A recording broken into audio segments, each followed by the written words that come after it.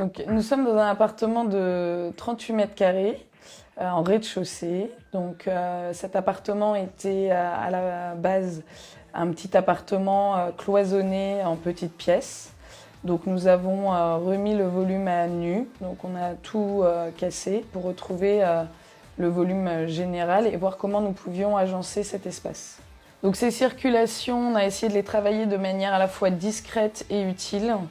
Donc avec un escalier qui soit pour la mezzanine du salon, qui soit à la fois un élément, une pièce de décoration, un élément utile puisque c'est à la fois une bibliothèque et cela permet de monter à la mezzanine, et qui est un élément graphique qui fait aussi une liaison entre la cuisine et le salon, puisqu'on a fait courir le plan de travail jusqu'à l'escalier, et la cuisine devient à la fois bibliothèque dans le bas pour s'intégrer avec l'escalier. Il y avait le travail de la cuisine qu'on voulait fonctionnel pour pouvoir cuisiner et ne pas tomber dans la petite kitchenette.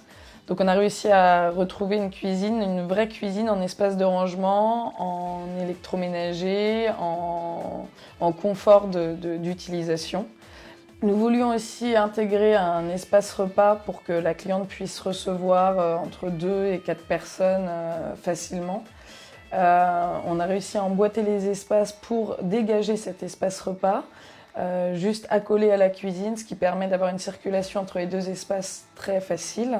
Donc, les matériaux de l'appartement ont été choisis dans des couleurs plutôt claires, que ce soit dans le traitement du sol, traitement du mobilier, des rideaux, la couleur des murs. Nous sommes restés dans du blanc pour garder le maximum de luminosité dans l'appartement. Donc la mezzanine devait être donc un espace à la fois qui peut être un petit espace de travail, un petit espace, un deuxième petit salon, mais surtout une chambre secondaire dans laquelle on a en fait réussi à intégrer un canapé qui est un canapé-lit, et donc cette mezzanine devient entièrement une chambre secondaire. Donc on a réussi à faire une chambre fermée, classique, dans l'autre partie de l'appartement.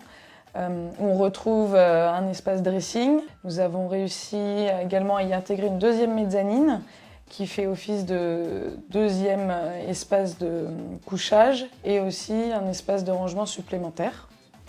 Nous avons travaillé une tête de lit également autour du lit afin de scénariser aussi un petit peu l'espace, lui donner un côté un petit peu plus graphique et habiller cette hauteur sous plafond.